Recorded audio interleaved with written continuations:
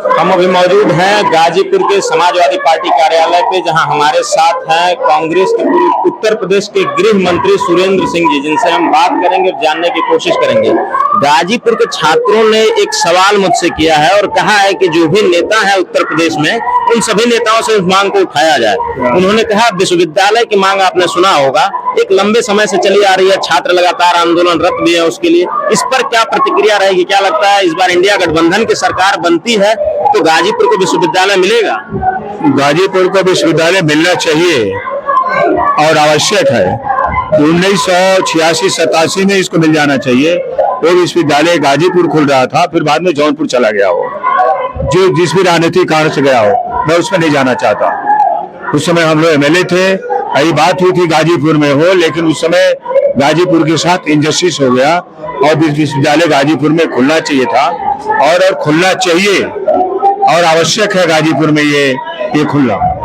अच्छा, इस समय आप समाजवादी पार्टी के कार्यालय पे मौजूद हैं, आज अफजाल अंसारी का नामांकन है। क्या यहाँ की स्थिति और परिस्थिति देखने के बाद लगता है, क्योंकि एक बड़ा तबका, एक कहें जिसे जनरल कहा जाता है, सवर्ण, क्या वो लगता है समाजवादी पार्टी या कांग्रेस गठबंधन के खेमे में आएंगे, उनका वोट मिलेगा? देखिए, ये पिछड़ा, दलित, अल्पसंख्यक और समान का चुनाव नहीं है। ये चुनाव एक तानाशाह के खिलाफ है।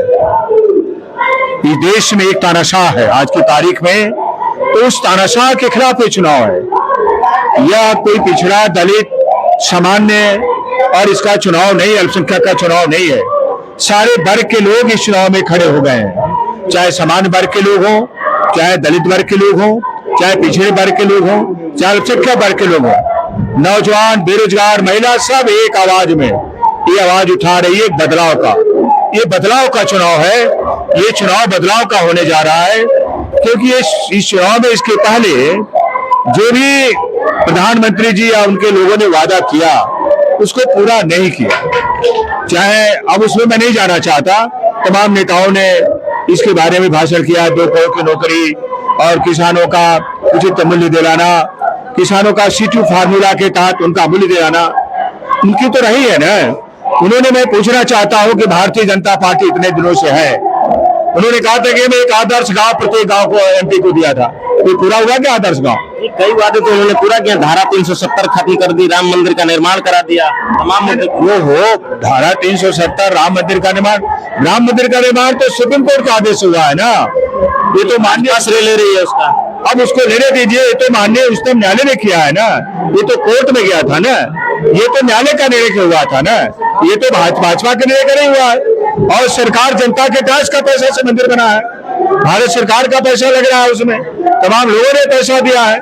वह तो एक पॉलिटिकल तरीके से इसको श्रेय लेना चाहते हैं। राम तो सबके उन्हीं के अकेले, हम राम तो नहीं है ना, हम लोग तो शाकाहारी आदमी है, व्रत रहते हैं, मन में व्रत रहते हैं, नवरात्र व्रत रहते हैं, कौन कहता है कि नहीं बात है। लेकिन आज की तारीख में आज जो स्थिति है, वो जो भी मैं कहता हूँ 2 करोड़ की नौकरी देने की किया था उन्होंने।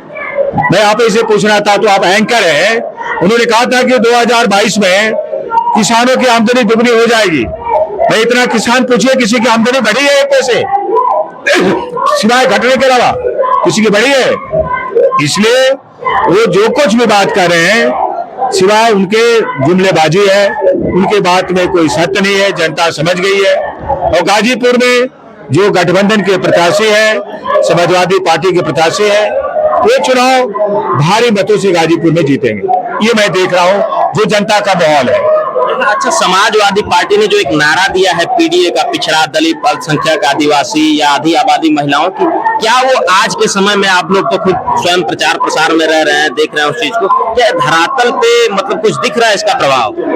देखो, ये चुनाव जब मंडल कमीशन जब आया था 89 में, उसमें लागू हुआ ना, बिल्कुल, तो कोई इशू तो नहीं था, लेकिन लागू हुआ।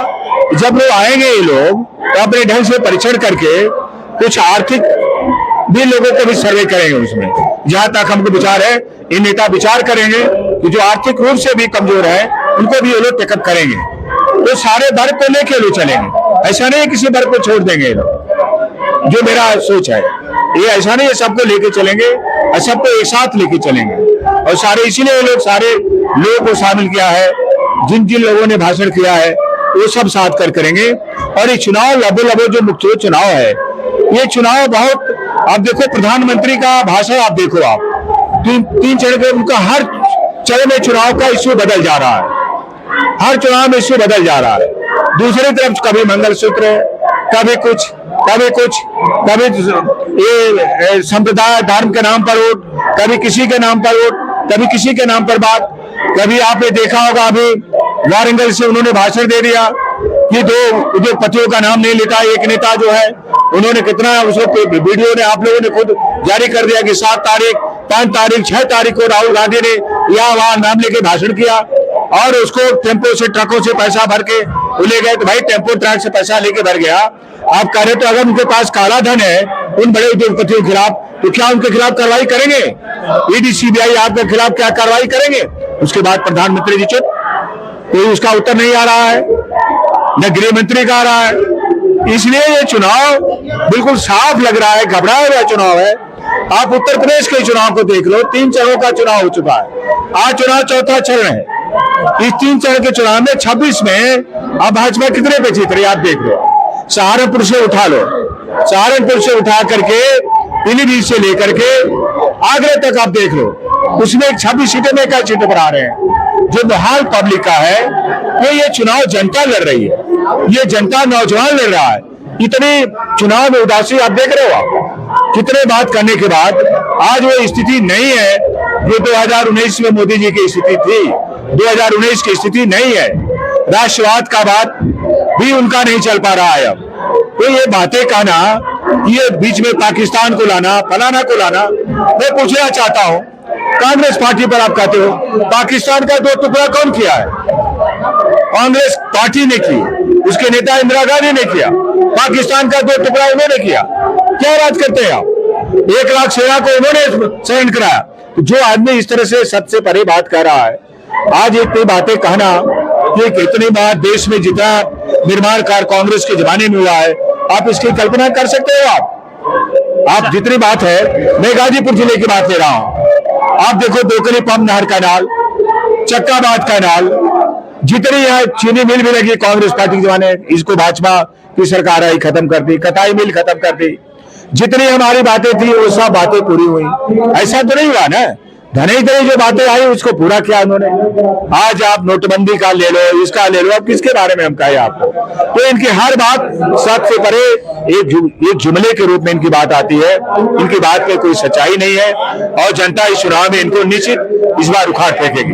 अच्छा, एक आप गृह मंत्री भी रहे, एक मुद्दा आज के समय में मीडिया से गायब हो चुका है। आप जानते होंगे रेजांगला में एक स्मारक बना हुआ था, 114 शहीदों का स्मारक था वो, जिसे विश्व की महानतम लड़ाइयों में गिना जाता है। वो स्मारक सुनने में आ रहा है, न्यूज में कुछ दिन पहले आपने देखा होगा कि चाइना ने अधिकृत कर लिया है, उस स्मारक को तोड़ दिया, अपने कब्जे में ले लिया है। इस पर 56 इंची के सीने का या भारत को एक समृद्ध राष्ट्र बनाने का जो मोदी जी दावा रोज ठोकते हैं, उसकी क्या हकीकत है?